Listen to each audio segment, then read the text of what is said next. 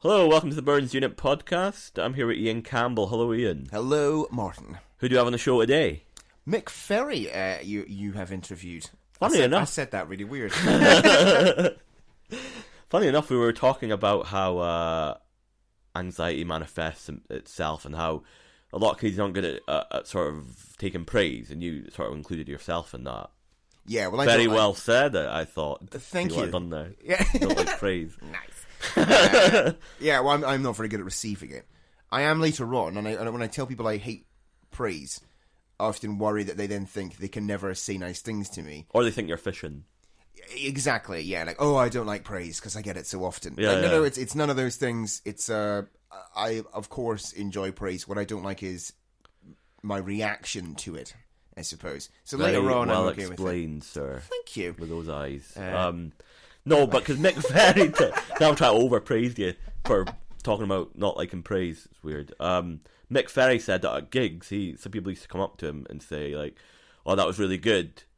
I really enjoyed that," and then he would say, "Oh, actually, no, it wasn't because I mucked up this part and I mucked up that part." Yeah. And then they would go away thinking, "Oh, I guess it wasn't that good then."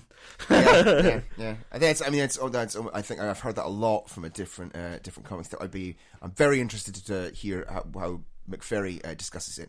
But yeah, I've done something similar. I'm almost not that level of insight, but I do correct people when they tell me that I'm good. You do that thing where you're like, "Oh, you're great," and you go, "Nope, you don't know me. I'll show you bad. I'll show you how bad I really am. This set went bad here, exactly that kind of thing that Mick's talking about." Yeah, you feel like you don't deserve the praise, but the negative things are the truth. Exactly. So in my head, I'm a realist, but it comes out very, very negative. Yeah. So you're trying to reach a shorthand discussion. So you're trying to go, yeah, of course, but I'm not too big for my boots. I don't think that. And what happens is I walk away from people who give me praise, and they walk away going, "Oh, Iain doesn't take praise very well. Maybe he's not that great." And I walk away thinking, "Oh yeah, maybe I'm brilliant. That guy was right." So everyone leaves disillusioned and not quite on the same page. There's a fine line between self-effacing and like just pitying yourself, isn't there? Like being absolutely like into yourself as a victim and being really negative, and there's that sort of fine line between charming and self-effacing. Oh yes, that's being like, Absolutely. I'm a loser. Yeah, massively, yeah. Shouted that into the microphone. No, don't worry about it, man. I'll sort the levels later on. But yeah, it's exactly that. You're dead right.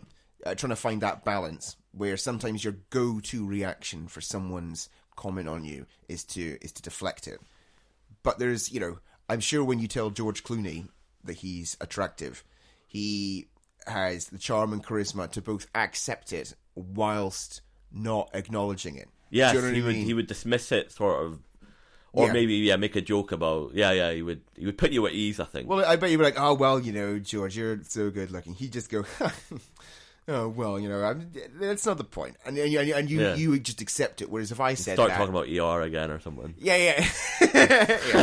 When we done ER, his bloody lovely successful wife or something. Yeah. Like that. He's like a sort of really kind of clever. She's like deals with like world peace. That sounds weird. Yeah, she's a human rights lawyer or something. I think. So when he got married, I'm making her sound like a beauty pageant contestant. She's really successful. She's got nice legs.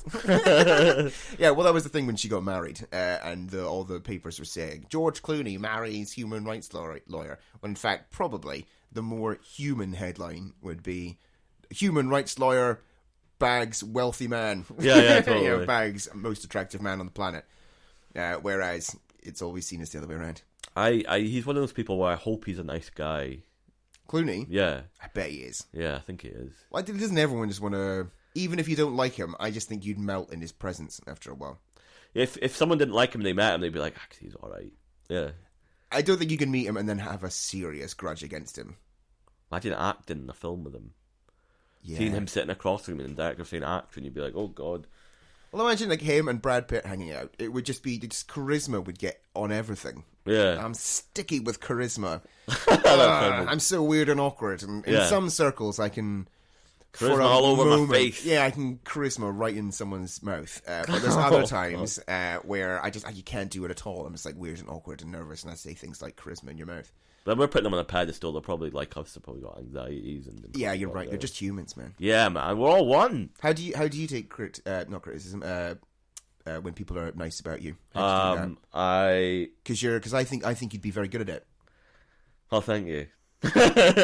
No, I don't know. It's difficult because often I'll enjoy it, but I'll try and change the subject really slightly. I'll be like, well, everyone knows, if it's after a gig, I'll be like, well, everyone done well. I think it was a really good night. I don't like it too much when it's focused on me because I feel a bit like everyone else is like, oh, look at this guy. But do you feel as a comic that you are also subconsciously craving the attention? Oh, absolutely, every day. Yeah. Every time I wake up.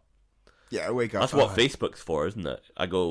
Sometimes I go, well, if I can't get likes with a joke, I'll just put up that I've stopped drinking, and then that'll get like heaps of likes. Like, it's a bit mad.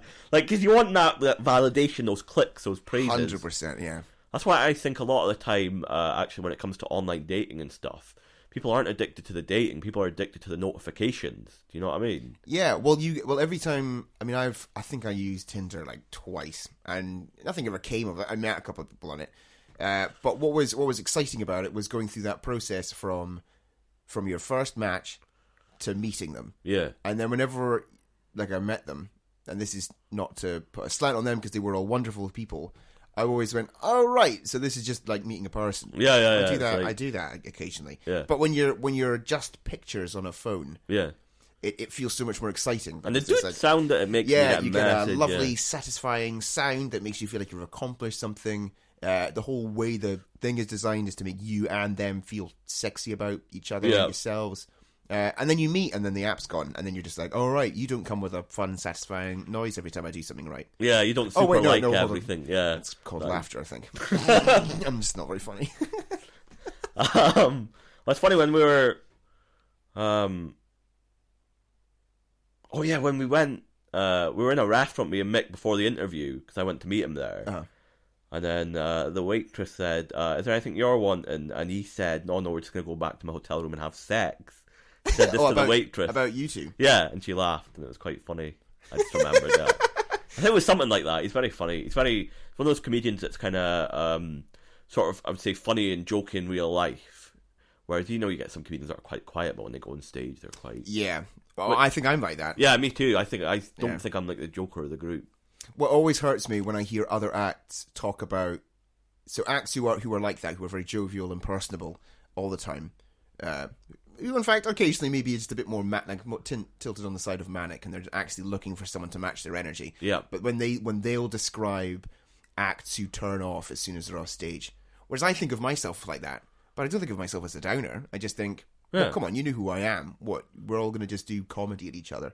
But presumably there's a balance. You want to have a real conversation, a real connection, not trying. Absolutely. So I'd imagine with a real pro like Mick, that's what you're getting. He's got a very... I mean, I've not met him. I'm very excited to hear this interview that you've got with him. And I know from his stand-up and his comparing skills, he's very, very affable. And I'd be very interested to hear how he's just going to talk to you. Yeah, well, I think that's what he was doing in a way before the podcast. He was just getting himself into that energy, maybe. Or maybe he's just a funny guy, pottering away, doesn't... But, no, it's a really good interview. I think, what do we talk about? We talk about films and... just sort of actors. We end up talking about Fatty Arbuckle, actually. Oh, really?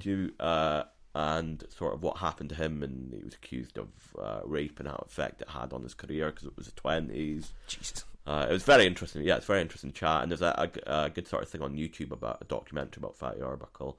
But it's a really interesting chat. And what else was I going to say? How long have we been talking for? That's 9 minutes, Mark. 9 minutes. Let me think. Pretty much on the nose. I got a Valentine's Day card for my special lady, right?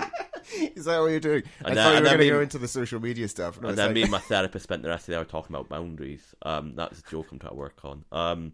Just filling time. No, social media is... Cut that bit out. No, well, I might do, but mainly because I stormed over you, so I apologise there, man. You had a good joke coming up, and I ruined it. You could put it in the adverts if we do adverts. Just me telling that joke. We could, yeah. Look how bad our chemistry is. Well, every time you try and do a joke, I just. But the advertisement is Tweed and Bones, or Bones and Tweed. No, specifically Tweed and Bones. Tweed and Bones? Just for social media things. I don't know. You get all the names wrong. Yeah, so Tweed and Bones with Robin Granger. who was very skinny. He's one of those people that can eat whatever he wants, and he probably gets annoyed at people saying, "Oh, you need to eat a meal," because he's naturally skinny. He's got that metabolism, whereas I eat what I want and get really fat. And it shows. You're like me. Yeah, it does, yeah. And then just like me, like I eat your food, like, oh, I wonder what that'll look like. Yeah. This. I have the sort of Gary Barlow metabolism, I would say. You do? Yeah. What's a Gary Barlow like, metabolism? You eat, if you eat a cake, you put on weight, you put on like 2 stone, But why is it specifically Gary Barlow? Because Gary Barlow is in Take That, but when he left Take That originally, he went through a really bad depression. He put on heaps of weight. Before he turned into the Gary Barlow we all know and love now, who's like the new and improved Gary Barlow. I'm up to date now. For a moment, I forgot that he had a fat face. Yeah, so I'm completely forgetting. Okay, yeah. No, you're quite right. So yeah, even though I don't agree with his politics, I think he's a very talented gentleman. Yeah, with a very visually satisfying metabolism. Yeah. He is friends with David Cameron, apparently. Yeah, of course he is. They don't like paying their taxes. Yeah, that's true. But Jimmy Carr, they have a go at him, but I think we're getting into the deep subject. Yeah, well, he's a comedian and therefore perceived as nasty when he's doing it. Well, that's true, yeah. That's probably why it's easier for them. But you're right. So, are you ready to crack on with the interview? Let's do this. Ladies and gentlemen, please enjoy the fantastic Mick Ferry. My hands hurt. Yeah, me too.